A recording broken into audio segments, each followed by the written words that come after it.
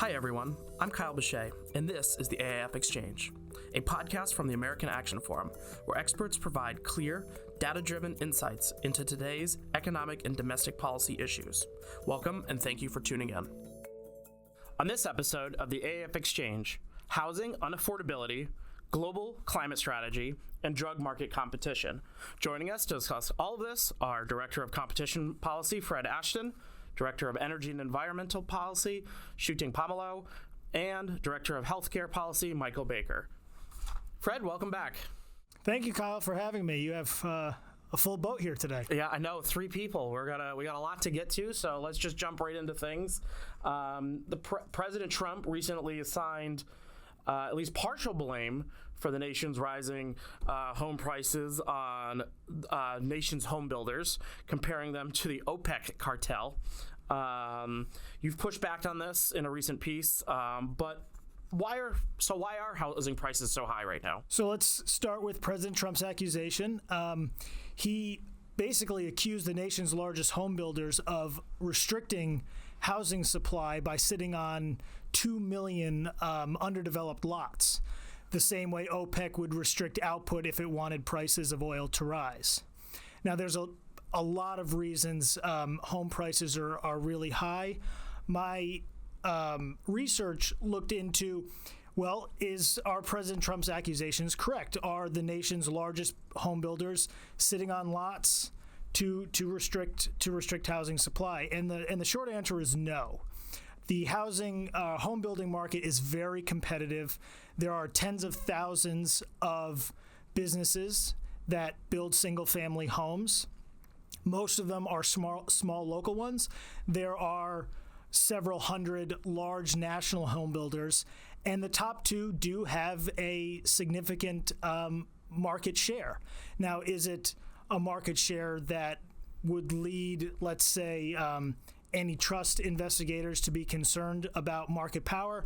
No. Their share of single-family homes is somewhere around 17% of the market. While the top 100 have seen a big increase, there's very little evidence that home builders are able to restrict supply. Yeah. It seems more like, this has been a problem now for a while because they were talking about this issue on the campaign and things like that. So what really can be done about all of this? At the federal level, right now, it's tariff policy and immigration policy. So to start with tariffs, the National Association of Home Builders estimated that all the proposed tariffs back in April would add almost $11,000 to the final cost of homes. Now, that's a sizable number. And then you have immigration policy with fewer immigrants being allowed into the country, and then the mass deportation campaign. There is a severe labor shortage in home building construction, which adds to costs. It prolongs building times, and that's really adding to the price of homes. Now, most of increased home prices can be really targeted at local zoning laws. Local zoning laws cause all sorts of headaches for home builders. They add construction time, and there was an estimate that 30% of the price of a new home is to comply with those local zoning restrictions. Mm-hmm. So easing them at the local level is our best bet to boost supply of homes. Yeah, interesting. So that was your paper that you just put out. Obviously, people can go and read more about all of that online at AAF's website. So thanks for coming on and breaking that down for us. Thank you, Kyle. Before I let you go, we also like to talk a little sports on this podcast. So I have to ask you, the Jets did a lot yesterday. What happened? They did. It was a garage sale of players. Fire sale, more like it. A fire sale of players. The Jets are trying to position themselves to just be bad for the next 6 years. When is the end? Where is the light at the end of the tunnel for you guys? I'll be long gone before we reach the end of that tunnel. Well, thanks again, Fred. Thank you, Kyle. Welcome back, Shooting. Thank you. It's been a while since you've been on the podcast. How have you been? Good. Yeah. Thank you for having me here again. Yeah, lots going on in your world. You recently wrote a piece online, so that's online at AAF's website. So let's talk about it. the world is seeing a shift away from climate mandates and goals. What are the key developments you're tracking? Yeah, there are a couple recent developments. First, the Paris Agreement's implementation is losing momentum.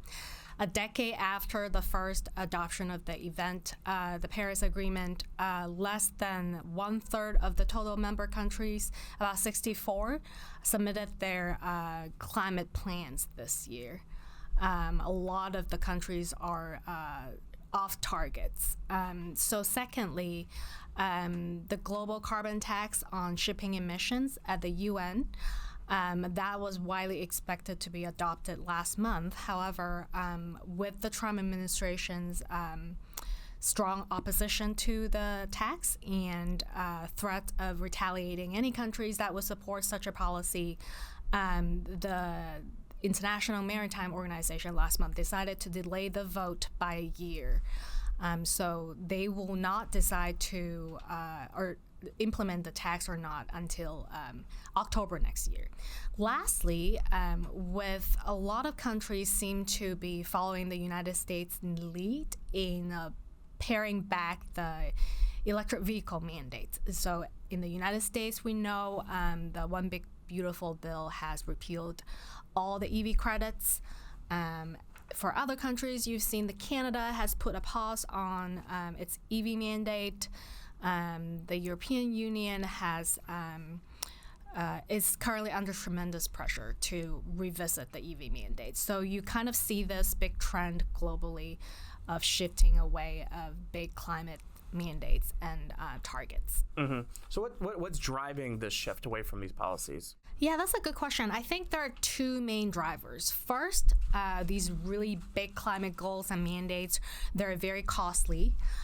It does not allow businesses the flexibility to implement decarbonization policies compared to more market-oriented policies like a carbon tax. Secondly, under the current extremely fragmented geopolitical landscape, it is incredibly challenging to reach an international agreement on addressing climate change, let alone implementing it. So you see the Paris Agreement, it was a big deal 10 years ago, but after a decade, implementation is disappointing. And with the carbon tax on shipping emissions too, it was just very difficult to reach an agreement and implement it. Mm-hmm. Yeah, on the international front, it also seems like China has really not done much to curb their efforts. How much does that play into it? China recently announced their goal at the UN gathering about their decarbonization goals. Some critics, they push back on the goals, saying it's not aggressive enough, it's not proportioned to the big polluters' emissions, that they should have done more. But I think that's a stark contrast to President Trump's speech at the United Nations too.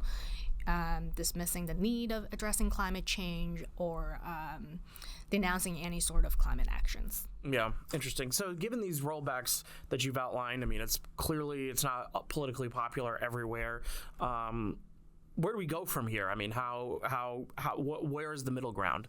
Yeah, I think at least in the next few years, we'll probably see fewer of these ambitious big climate goals and mandates. We'll probably see more piecemeal and incremental, more practical, more realistic climate goals at the national and subnational level.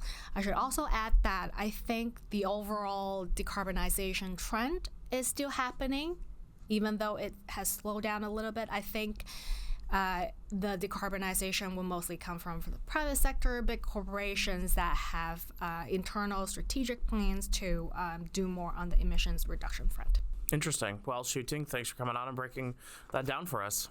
Yep, thank you. Michael, welcome back. Thanks for having me. It's been a while. How have you been? It's been a busy time. Let's just say that. It's always seemed to be a busy time in the healthcare world, but you know. Absolutely. So let's jump right into it. HHS and the FDA released draft guidance to streamline regulations for drugs called biosimilars. First, what are these guidelines? And second, why have you called this new guidance a step in the right direction? Biosimilars are the generic form of biologics, which are drugs made from living organisms. Biologics are very common in the U.S. healthcare system. They include things like vaccines and insulin. And so this guidance is a step in the right direction because it streamlines the approval process for bringing these to market. Regulatory compliance is expensive and burdensome, and any opportunity to create efficiencies in that process is a great step. Mm-hmm. So yeah, how much is this lever? How much of this lever is the regulatory change in terms of drug cost reductions? What's the impact going to be, and what frictions remain that could blunt the impact? It's a great question because that's how we view most things in healthcare, is what is the overall impact. And the good news is that there can be a lot of good impact from this. We have over 600 approved biologics in the healthcare system approved by the FDA, but only 76 approved biosimilars. Now, that doesn't seem like a lot, but even with that small number, we have saved the U.S. healthcare system over $36 billion. And even more specifically, HHS estimates that in 2023, in Medicare Part B, biosimilar competition lowered costs by nearly 62%. So there's a large opportunity to take advantage of this new guidance. Unfortunately, there are things that are going on in the world that could blunt the impact of this guidance. Regulatory approval is expensive, and it needs to have stability. And unfortunately, changes at the FDA or lapse in appropriations are all factors that could limit the implementation of this guidance. Yeah. Something that, just occurred to me, a lot of detractors might say, oh, well, you're taking, this is, if we're moving drugs quickly to market, how do we make sure that they're still safe and all that stuff? One of the things that this guidance does is helps expand the definition of acceptable data points. This is important because technology has vastly improved in the pharma development process overall. And while we want to make sure that these drugs are safe and effective and continue to provide value to the patients that are taking them, it is unrealistic to keep our guidance at the same state that it is when we can take advantage of all the amazing science that is occurring in the world. Yeah. What about the healthcare industry at large? I mean, what implications might this approach have for how we think about regulations in other healthcare sectors, medical devices, et cetera? What lessons here for pricing, innovation, or market design? It's a great question because healthcare is interconnected. And one of the things that is great about this guidance as compared to other things that are coming out is really the focus on competition. We have seen drastic changes in our posture towards price setting and a return to industrial policy and state-directed capitalism in sectors across the U.S. economy. And if this guidance is implemented appropriately and the industry takes advantage of it, the positive projected results that we expect out of this will hopefully create lessons not just for healthcare, but also industries across the economy, that competition rather than price setting is the goal. I mean, it seems rather obvious, but, market competition is always the best result, right? Like, that's probably the best policy all the time. But, it seems obvious, but sometimes it needs to be said.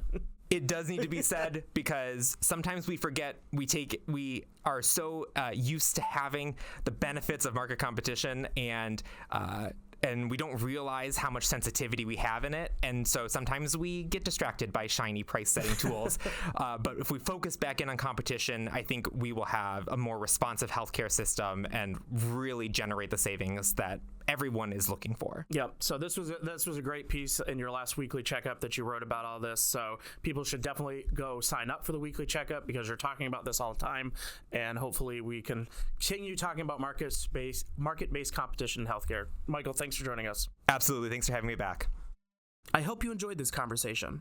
Tune back in for our next episode where our experts will provide clear, data-driven insights into today's economic and domestic issues. I'd also encourage you to check out any of the links in our show notes and also follow us on social media to learn more about AAF. Don't forget to subscribe on iTunes, Spotify, or Google Play.